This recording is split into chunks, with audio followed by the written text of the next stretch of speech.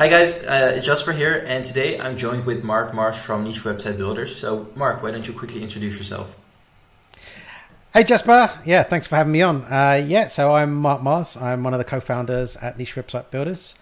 We provide services for website investors or content publishers, however you want to describe them, people who build niche sites essentially. So we help them grow their sites and help them making a additional income, or in some cases, people will run their own portfolio, so it's become their life. So yeah, we help them every step of the way.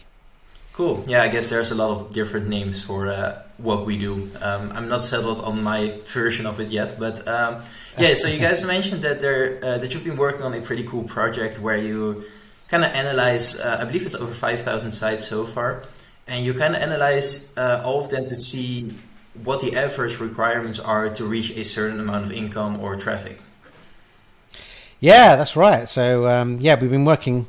It's taken longer than we thought, but we've actually got another 10,000 sites to put in. But we've got 5,000 sites to date. We're adding another 10,000. But we've done a whole bunch of research in discovering content sites that exist out there. We've pulled them all together, and we've essentially worked out like how, one of the most common questions that we get asked is, well, how do I get to $1,000 a month, or how do I get to $5,000 a month? And our answer in the past used to be, well, every site is different, every niche is different. You just, this is a great business, offers a great return on investment. You just got to keep plugging away, and you'll get there in the end. And that's not a great answer, really, for people, because it's like it's nothing specific, and it's kind of a bit fluffy. So, but genuinely, that's often the answer you can give, because you can't make promises that you're going to get somewhere, because we all know that some sites take off really quick, even on age domain. Some take off really quick, some take off slower, and like they require different levels of effort, but ultimately you do get there in the end if you kind of persist at it. But so we wanted to answer that question, was the main reason why we did this. So now what we've effectively got is something where we can say, well, in your niche, on average, if you want to get to $1,000 a month, then you need this many posts, and you need a domain rating of this. And that really helps provide a roadmap or some direction for you as well, because you can say, well, I'm looking at the average here of my sites and my competitors. I've got some people will come to us and they say, well, I've got 400 posts, but I'm only getting this much traffic. And we look at it, and their DL is lower than the average, and we say, well, this is where you need to focus your attention now. If you've got a limited budget, like, we won't do content for you, we'll create some links for you. And then, or it could be vice versa. They've got decent authority, they've started on age domain. That's what often quite happens on our age domains is, and we might start with a DR35, DR40, which is fine to get up to a certain level. They just need to think about content at that point. So it kind of helps answer that question. But yeah, I've got some, I can share the data with you. It's in like spreadsheet form. Yeah, sounds great. I'm pretty sure everyone would love to see this sheet. But what I really like about it is that it sort of provides you with a roadmap. It kind of shows you, because this business, especially with how Google is behaving nowadays, I think, is pretty much always somewhat uncertain. Things will always be different for everyone. Even two of the same niches will see different RPMs, stuff like that. But having like at least some sort of guideline to sort of check where you're going or what you need to focus on, I think is super helpful for most of us, if not all of us. Yeah, for sure. And this, I mean, that was the question we kind of wanted to answer, but it gave us a bunch more benefits as well. If I share my screen, kind of other insights that we kind of didn't really think about at the time. So in terms of like analyzing, the 5,000 sites, this is the first one we've talked about here. This is it gave us an answer to those questions. But also it kind of helped us with niche research as well. Like we've got a bunch of different sites in the same niche. We can take a look and kind of find out, well, some of these sites are doing really well. Like why are they doing well? And we can kind of really drill into that. Is it the structure of their pages? Is it the fact that they've got their backlink profile is really helping them? Like why are they doing well versus kind of other competitors? So we can kind of drill into that. It helps us like uncover sub niches as well that maybe you've not thought about. So when we look at those sites that are doing really well, you might drill in and go, like a lot of their traffic is coming from this like really uncompetitive sub niche that we'd not even thought about. Maybe we should kind of start working and looking at that sub niche as well, and building out some content in that space. So it's kind of helped us kind of find those kind of sub niches or shoulder niches, whatever you call them. I think that's platoon rating. Oh, sorry. No, go ahead. No, I was saying I think there's a lot of benefit in that. I had one of my sites and I was focusing on a main niche, and then I found one competitor who was focusing on one of these sub niches or the shoulder niches. And I started to dive into that as well, and that particular part of the site is now the main traffic driver for the site. Yeah, for sure. Yeah, exactly. Yeah, I guess another benefit is the tomb raiding. I don't know if you're familiar with that term that we use, but essentially, it's competitor research at the highest level. We just developed a process around it, and we called it tomb raiding. But essentially, it's about using some industry metrics to find out which sites are higher authority than you and which sites are a lower authority than you, on the assumption that if they're a lower authority site and they're ranking for certain keywords or certain topics, then you should be able to do that. Then we should be able to do that as well.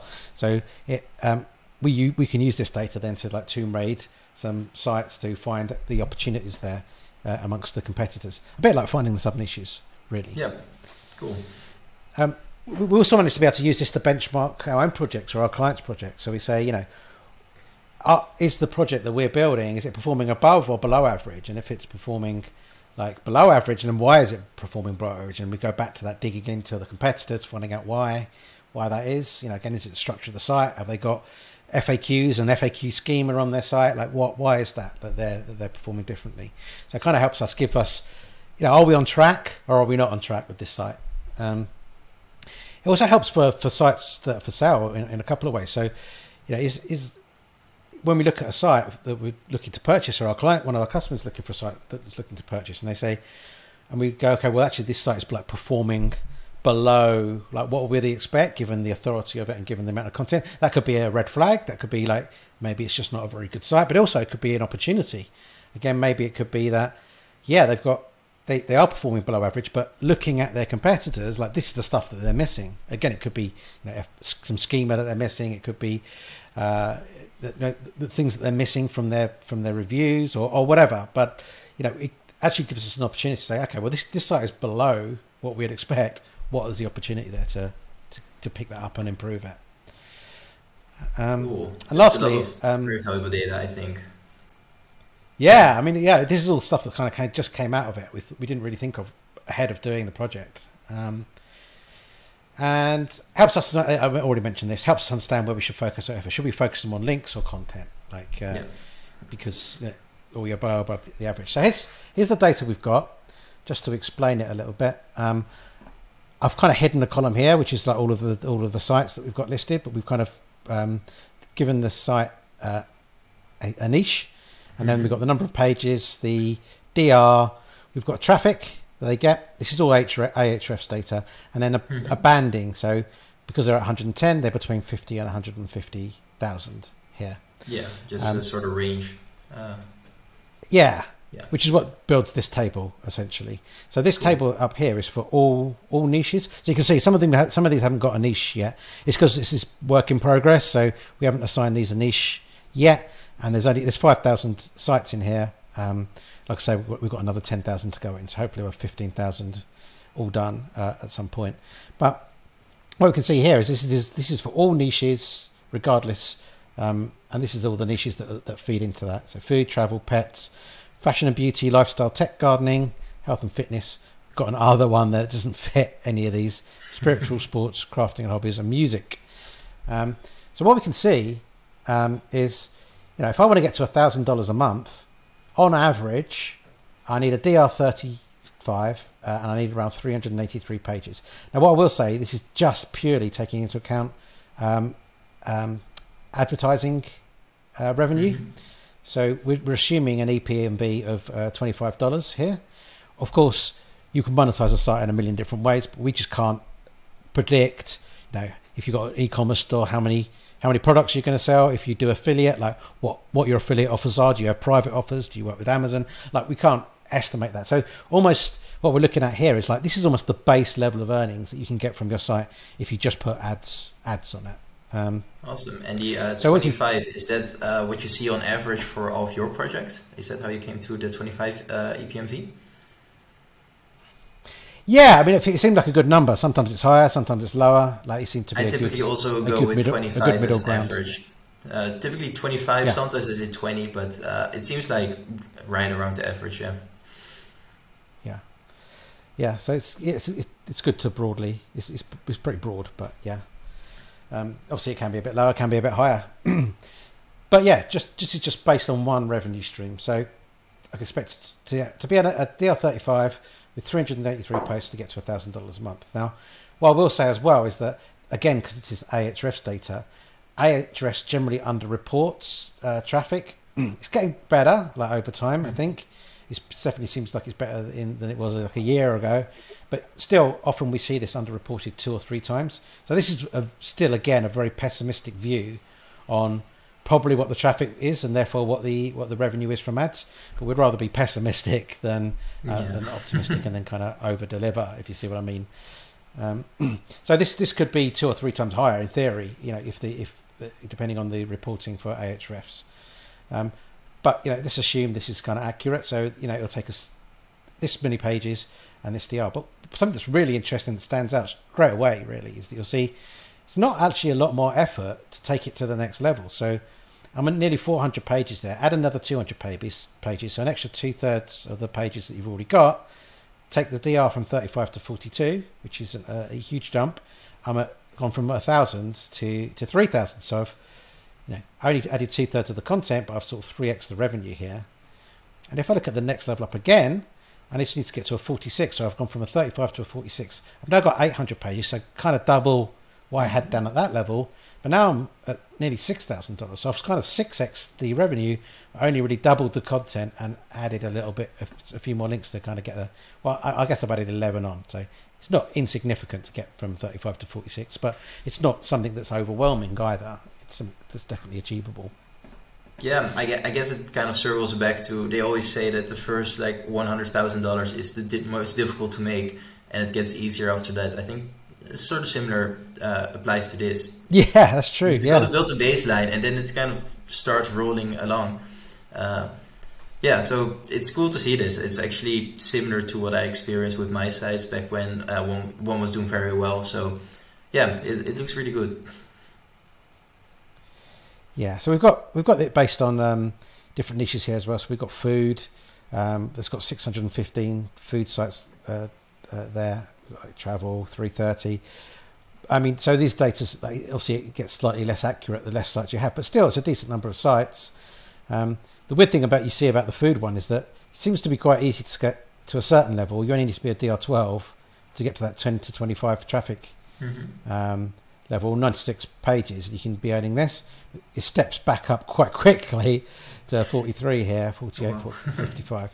Now, whether that's slightly a slight anomaly or what, but what we have found of the ones that do have half decent traffic, half decent numbers in the database, we're starting to see like some correlation between the numbers here. So if you see 29, 29, 35 and 37, this has got 383 to 395. That was 289 to 310. So we're seeing, actually, because we're not looking at really competitive niches, broadly, what we're finding is that this is converging a little bit. So actually, what we see in the overall sites isn't too far off what we see in the like the other sites that are in the database. So that's 139. It's probably not enough again, but yeah, we're starting to see kind of similar numbers across these niches anyway. And we know there's not any one golden niche that everyone keeps a secret that everyone can go after. They all require effort and work to get there. But what this is slightly showing is that they're all much of the same. One or the other. You're not going to find a huge different opportunity in terms of traffic anyway. Yeah, most tend to kind of hover around the average, I guess. Oh yeah, what I'll show you actually this is interesting. So I've got some graphs here as well. So you can see like some sites are just going to massively overperform, some are going to underperform. But you can see a direct correlation here between DR and monthly visitors. So DR is along the bottom. It's kind of logarithmic, so the gaps don't kind of make sense here. But you can clearly see that the higher the DR, the more kind of traffic, there's more people you have at this kind of top high end. It kind of naturally kind of goes down. That's among the 5,000 sites that we have, and also as well the number of pages versus the monthly visitors. Again, you can kind of see the more pages you have here, the kind of more monthly visitors you can kind of expect up at this end. Cool.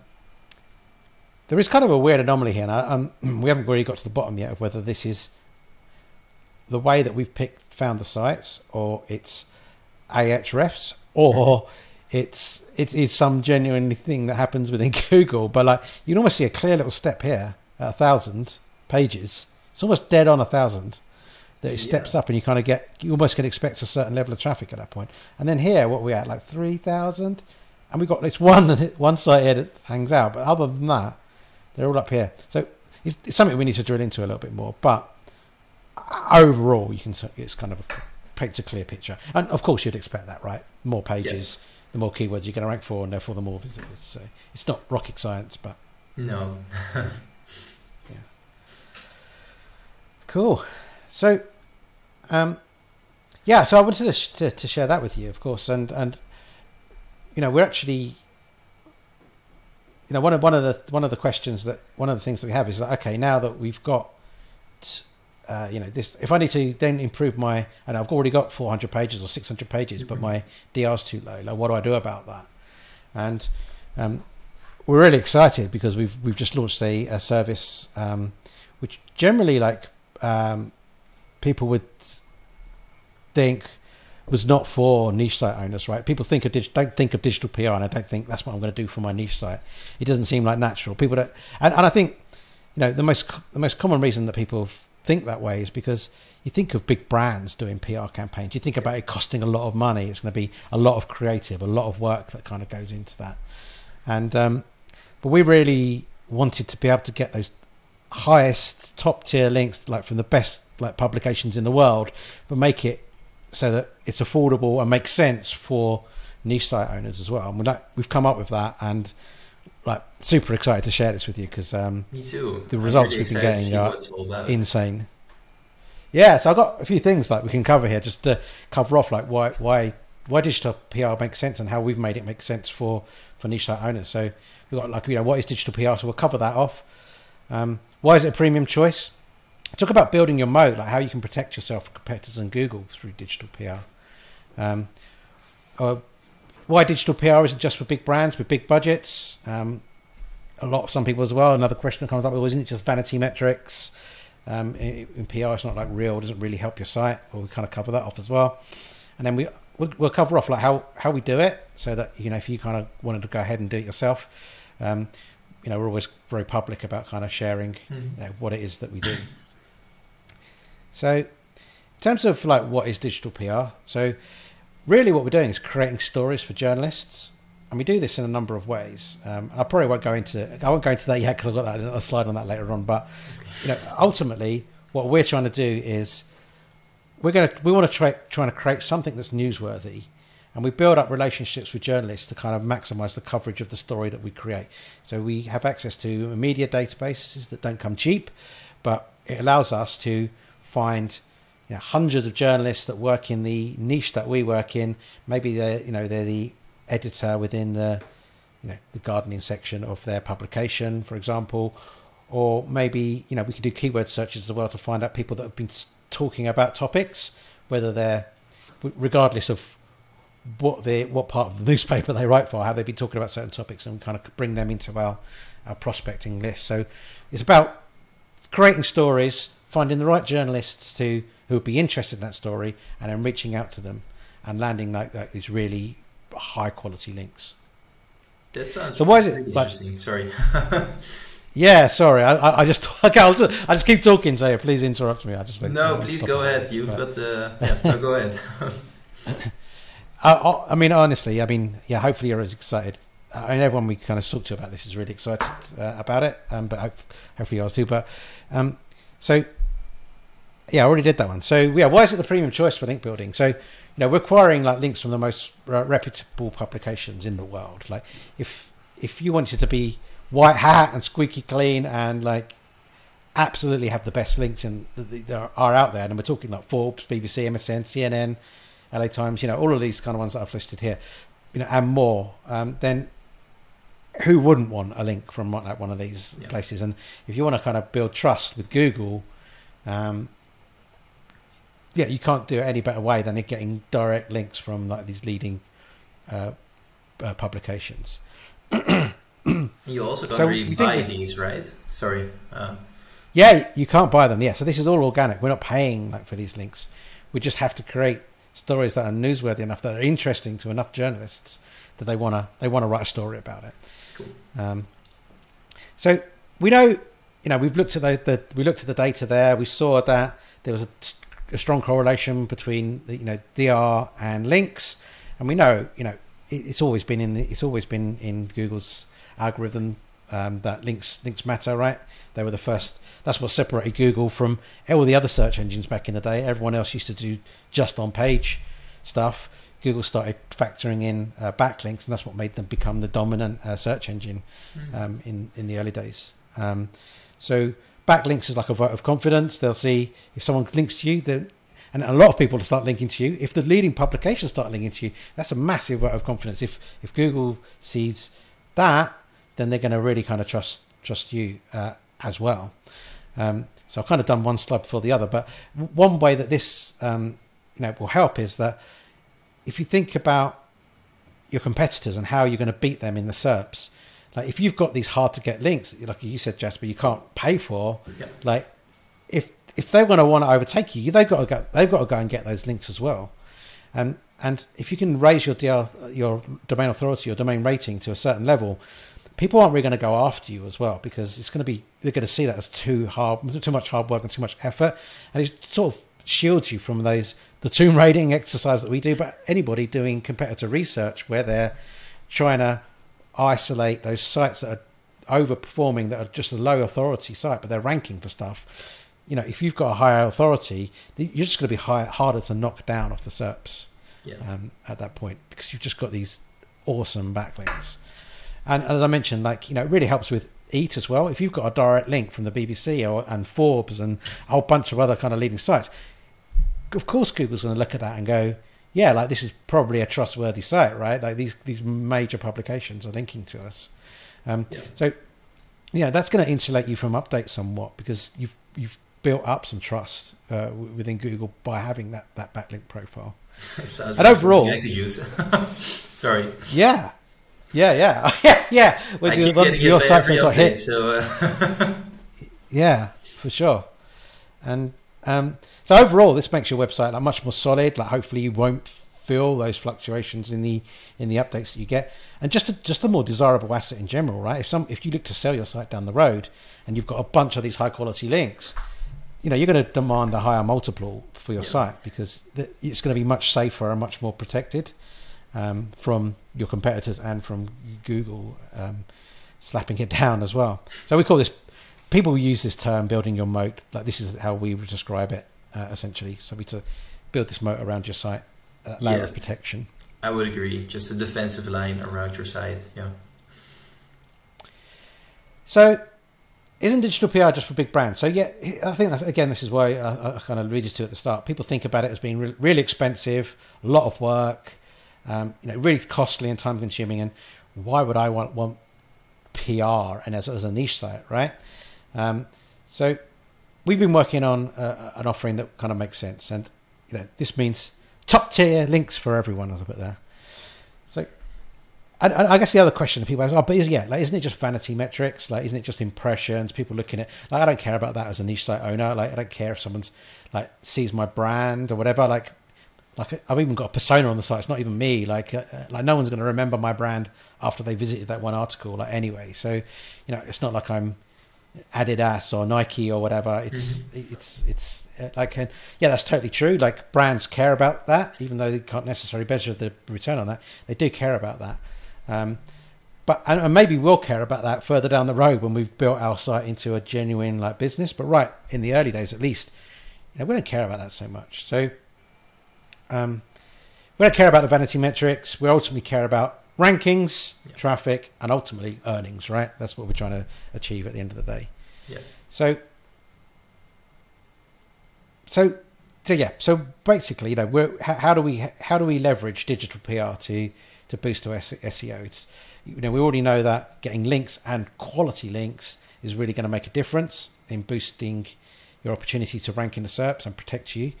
But because of the quality of the links, and the links are so good, the digital PR is probably the best way to build the authority of your site. So we'll come into like how we do that, but this is the kind of process that we go to, and we kind of encourage you to do this also. Is first of all we identify where the opportunity is. Mm-hmm. What are the high value keywords that you're not ranking for? And I'll cover this in more detail in just a moment, but essentially that's like what we're looking at. Okay, we'll do an analysis of your site. We'll look at all of the different topics and silos that you've created that you're ranking for, but where's the biggest opportunity to really kind of that will take that site to the next level. So we then look at okay, well, also what kind of person would be interested? Who's the audience for our site? Who's the kind of people that we expect to come to our site? And also then what kind of content are they interested in? But also what kind of publications would they be looking at as well? So who should we be trying to target our outreach at when we're outreaching to journalists? So we might create something like this.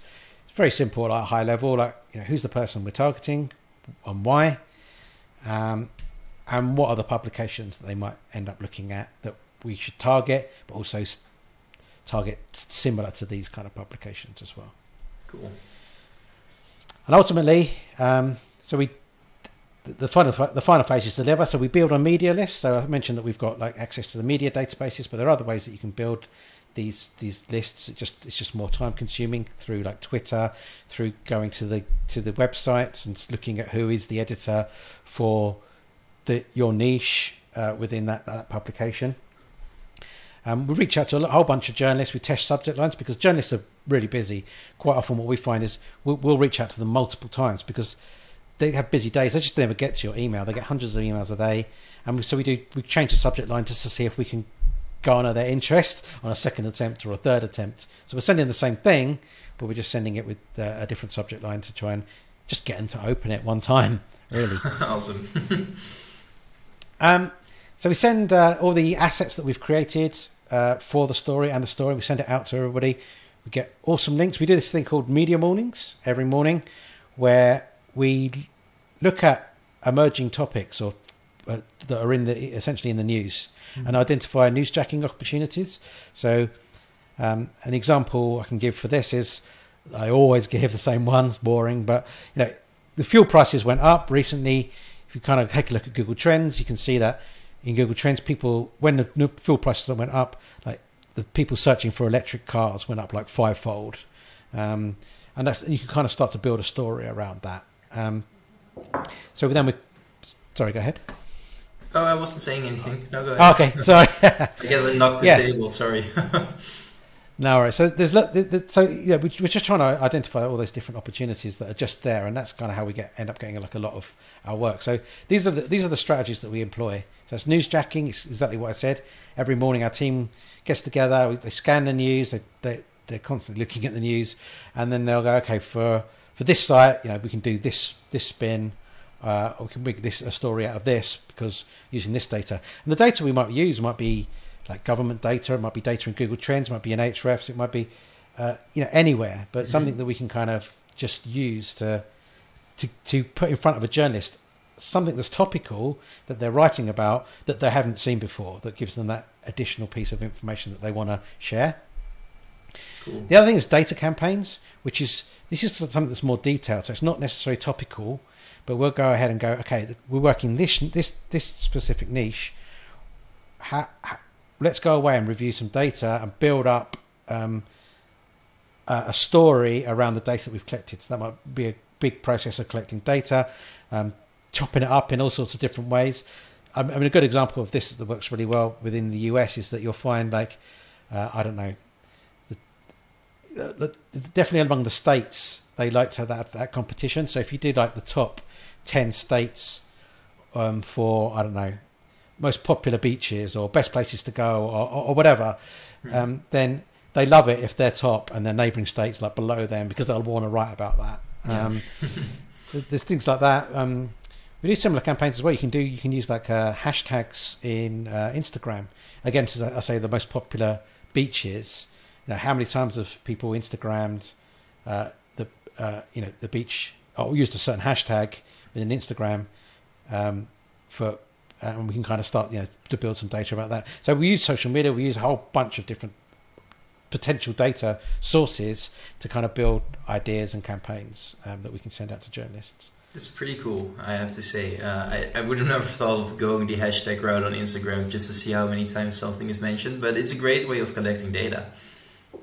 Yeah, and you have to be really creative with this, and I think we brought in some guys that have got like 11 years experience between them in doing this stuff. They just their mind is set on it. I don't think they read the news like a normal person or hear the news like a normal person, because they're constantly like thinking, how can I use that in what I do for one of my customers. So it's once you get into this world, you kind of realize like how many stories are actually generated from it's not the journalists doing the work, it's other people kind of feeding them information and stories. Yeah. And we make it as easy for them as possible. We want it almost to be a cut and paste job for them. Not quite, but almost, we've written the story for you. We've got it. Like, you just need to tweak it to your own style, and your work is done for the day on that article. So we just make it as easy as we can for them. Cool. And last one is expert commentary. So if you're familiar with Haro, Linkbuilding, it's much more in line with that. So with Haro, there's a platform called Help a Reporter Out, where journalists will just be looking for experts in a certain niche, and if you're that expert, you can then pick it up and say, I'm an expert, and you can provide them a quote, and hopefully that means, or that expert commentary, and hopefully that means that they'll provide you a link back to your site for providing that expert commentary. So there's a number of different ways that you can kind of get to this expert commentary. Like Haro is one of them. There's another database called Response Source. Things like journo requests on Twitter. There's a hashtag called journo requests that they often will just put out a request for an expert in a certain field. So you can, if you search for that, you can kind of often pick up opportunities with journalists. You can use tools like TweetDeck or others to also narrow it down, because there'll be a big list of journo requests. Most of them won't be relevant, but if you're in, say, the gardening niche, you can just use keywords. You can say, just show me journo request hashtag that contains the word gardening or flowers or whatever, and so you only see journo requests that's relevant to you. Cool. So just I'm familiar with Haro, and I think a lot of people on the channel here as well. Just let me quickly try and see if I have the distinction correctly. So Haro is more like helping a reporter on a certain question, and the digital PR, what we're talking about today, is basically helping them write a story, right? Yeah. Okay, cool. So we're creating the story, and the best. So expert commentary is like Haro. So there's lots of things that we feed into our service. So it is like Haro, but there's so much more. And if you think about it, and we've stopped. We had a Haro service up until last week, and we've stopped it now. And now it's just digital PR, because it's about the same price, and why wouldn't you want the whole service rather than just one piece? And it's better for us as well, right? And better for customers, because with Haro, the real downside to it is that they get a lot of pitches, and when you do get a link, if you're lucky enough to get a link, you get one. Yeah. Here, we create a story, we make it really compelling, and we send it out to like 300 journalists, and maybe we'll get 10, 20, 30 backlinks from that, from needing all from one piece of effort, which you're doing with Haro, but you're only ever going to get one link. I went to there's a conference in the UK called Brighton SEO, and I went there the other day, and I was talking to a digital PR exec there, she was the person that had worked on a story for her agency where they'd got 15,000 referring domains for one campaign, because she just created this. I think it was to do with the number of miles that celebrities travel or something, because I think that data is kind of out there. But she built this campaign, and you can send it out to 300 journalists, but once the story starts to go viral, then other journalists will just pick it up from wherever they see it, and they'll write about it as well. So Yeah, it they'll read becomes the like version of it, and yeah, it just keeps referring back to you. yeah, and it doesn't matter whether it's you've sent it out to that journalist. If it gets picked up and goes wild, so what we found is that we can get 30 links for people on one piece of work that we do, and rather than just that one. But yeah, so yeah, we'll come on to like how we structure our service at the moment, but we don't do it per link. We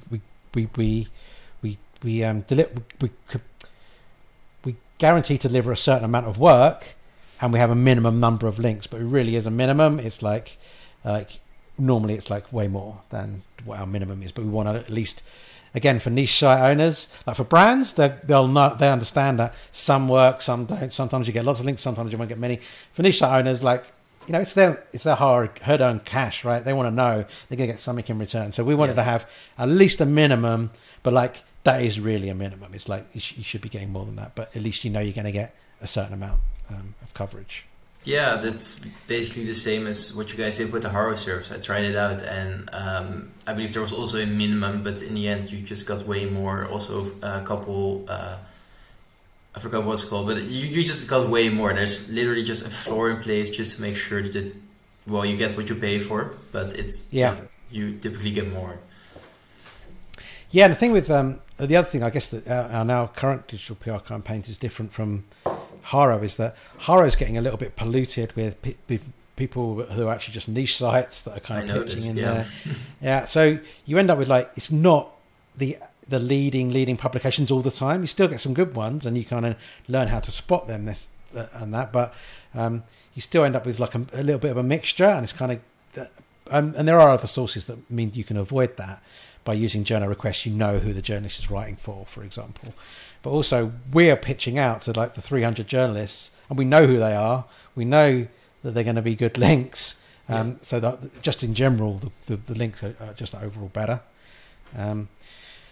So what we do is like we do keyword research, as I mentioned. So we just focus on one like category or topic area at a time. So once we do that analysis, we'll go, okay, well this is the silo we think we should attack. We'll do that for one campaign over 3 months, and we'll really try and boost your rankings and your traffic for that entire silo. So this is where it becomes much more focused, rather than being a fluffy, we're just doing PR and we're going to link back to the homepage, and it's just, oh yeah, look, you got your PR got in front of 200,000 people. Like, we don't care about that. We care about ranking our silo, getting more traffic, getting more earnings. And this is, so we're very much focused on driving traffic to internal pages and really boosting that topic silo within your site. Cool. And of course, domain rating will also benefit, even though it's not going to the homepage. If we're getting these quality links to inner pages, that's going to help. So these are, as I mentioned, you end up getting fantastic kind of results from this work. So this is just some of the links that Jake and Jack, who we've recently taken on, have achieved through Forbes, BBC, The Sun. We've got New York Times there, CNN, really cool. All really fantastic links. So what's the catch, right? Like this sounds great. And I guess the catch is, like, good things never come easily. Like, link building is hard work, whichever way that you go ahead about doing link building. It's gonna take time. This isn't a golden bullet to link building, but it is I wouldn't say a golden bullet, but it is much more likely to get you the kind of links that you dream of, or that you want on your site, than any other kind of link building strategy. Journalist databases are expensive, so here's a few that are kind of that you can buy, but they cost thousands of dollars. Mm-hmm. So unless you've got that money to spend because your portfolio is doing really well and you want to build a team to do that, it's quite an expensive thing, and that's probably a big barrier to entry for a lot of people. Reactive PR is timely, right? So you've got we do media mornings every morning, as you said, and we look at the stories that we can jump on, and we write that story and then send it out to the journalist that same day. If you can't do that because of commitments or whatever, then you're just going to lose out on loads of opportunities, PR opportunities, because Reactive is where we end up getting a lot of our links from. I noticed the same with Haro. You just have to be constantly present with it. You just have to be on top of things, otherwise it's just very difficult to make it work. Yeah, I mean, literally, like a day later, and you've lost that. You might as well not bother. Basically, it's time consuming. As I say, like all link building is time consuming. Building like the data sets, coming up with the stories, doing those media mornings, building the journalist list, doing the outreach, responding, reply, and getting more information to the journalists if they request it. Just all takes time. Yeah. PR is about relationships. I mean, I think this is one thing that if you can do it, over time it becomes easier, because the guys that we've got working on our team, that are leading that team, they've built up relationships with journalists over time from like leading publications. So if people see their name in the inbox, they're much more likely to open it, because they know that they always come up with really good high quality stories. They know that what they're going to share is going to be useful, so they'll open it. But also we have journalists that from major publications that are coming to us saying, "Oh, can you comment on this for us?" That's really because cool. We've built up those stories. So yeah, they'll actually, our emails will just get opened much more frequently because we started building up those relationships and they trust us, and it always becomes much more of a personal kind of relationship at that point, because we're helping them and they're helping us, kind of thing. So as long as you can get a reputation for coming up with really good stories and providing with really what they need to be able to do their job, they love you. Yeah. I guess it takes a lot of time because, like you mentioned earlier, most emails just don't get opened in the first place. So you really have to just make your way through, and then you have to continuously provide great stories. And only then are you at a point where they're like, okay, I'm going to open this guy's email every time, or I'm going to reach out to him. Yeah, it's yeah.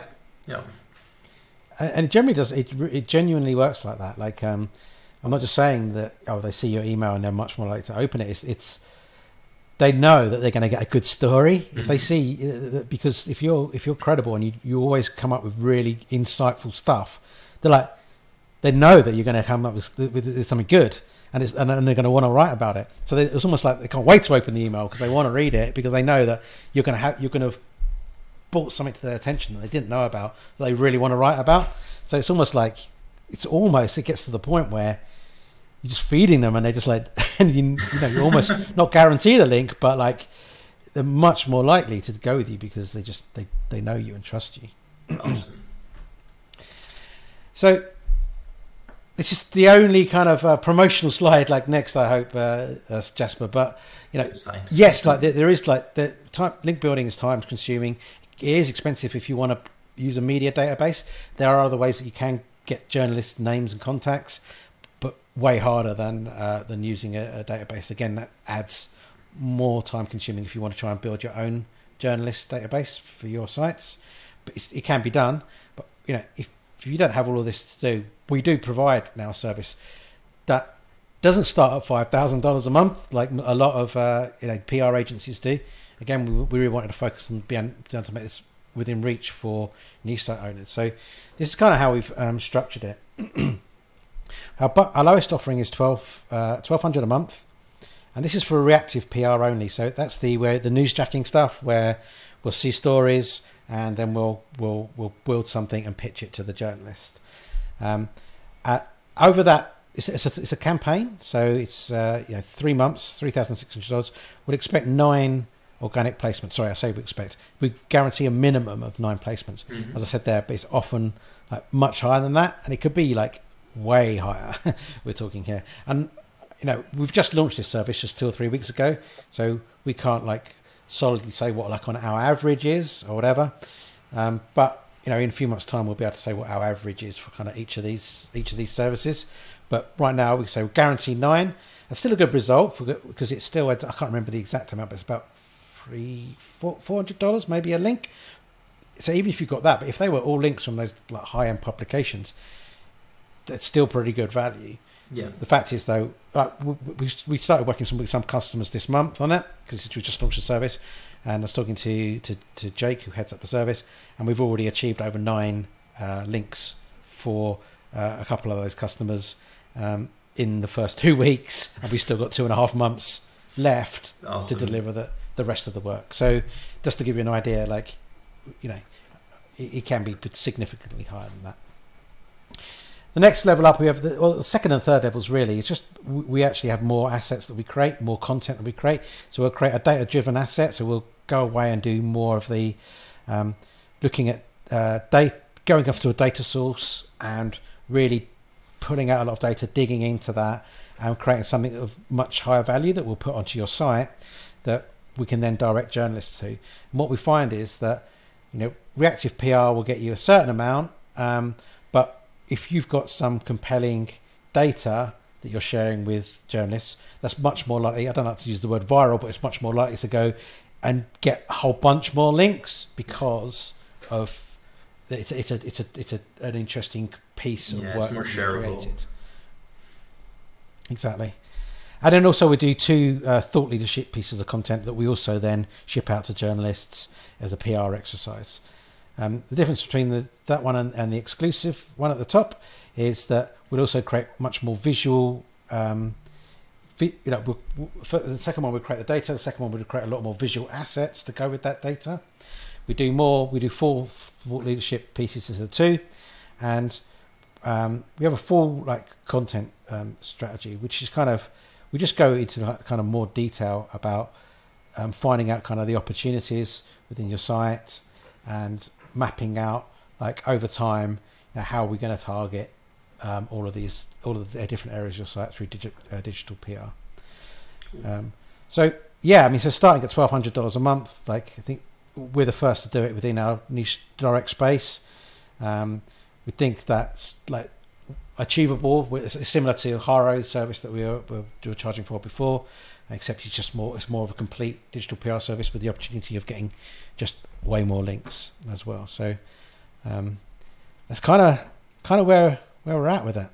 Awesome. Thank you so much for explaining everything. I mean, there's so many cool things. I really like the database, of course.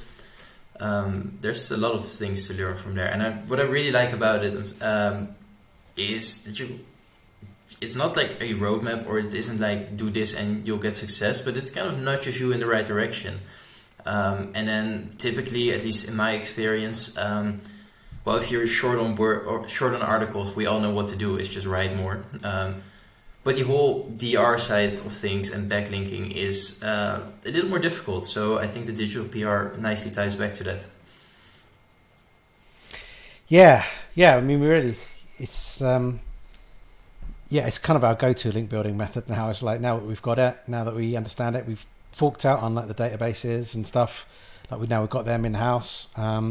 It's just the next level of link building, and as people, drifting away from kind of other link building offerings, because with these updates and stuff that we've been getting, you need to make sure that Google trusts your site, right, and believes in your site, and having a whole bunch of links just from random sites isn't necessarily going to do that, but having them from these kind of the world's best publications is just gonna it couldn't really get better than that, right? What more can you ask for? That they are the best links. There are no better links. So we're excited about being able to offer that now to the website investing world. Awesome. Yeah, so this video is going live on Thursday, I believe the 24th. So next day is Black Friday. Is there anything you can share about that? Oh yeah, so we are doing our Black Friday sales as usual. So we'll have a deal on the digital PR service, so up to 10% off of that service. So check out Jasper's link, I guess, in the description, and it'll take you to the page, which gives you full details of the offering for that. We also have 20% extra content on any of our content packages, whether you buy a subscription or in bulk, or if you buy a website with content, then you get 20% more content, or one of our age domain packages, again 20% more content. So whichever service you buy that has content attached to it, you get 20% more content. So that's essentially what we're doing for Black Friday. Awesome. So yeah, I mean, you also explained how to do the digital PR for yourself as well. So I guess you kind of have the choice. You can do it yourself, give it a go, or just leave it to the experts and have them do it for you. Yeah, it comes down to time and I guess being but yeah, for sure. We have our own channel where we're just going to continue to share. Like, we share everything that we do and how we create niche sites. We're going to do the same for the digital PR stuff, and we've already started creating some videos on our channel. So we're literally going to go in full detail every single step of the way about how you go about doing digital PR. We're always being very public about how we do anything. So if you are interested in doing it yourself, you can feel free to sign up to the Niche Website Builders channel, where we're just going to, over the next few months, we're going to really deep dive into each of those kind of sections that I've kind of lightly touched on today. Yeah, I'll make sure to leave a link to you guys' channel in the description. I'm often lurking there, just having you guys on in the background or just learning stuff. There's always something to learn there. So I'll make sure to leave the link there as well. And other than that, I think, yeah, we're at an end, right? Or is there something else you want to share? Or? No, that's it. I think, Jasper, just thanks for having me on. Yeah, awesome. Thank you for coming over from my channel. And I really hope all of you guys enjoyed the video. I'm pretty sure there's something to be learned here. So yeah, thank you all for watching. Make sure to check out Niche Website Builders, both the channel and the website. And I will see you in the next video. Right. Thanks, Jasper. Bye. Bye.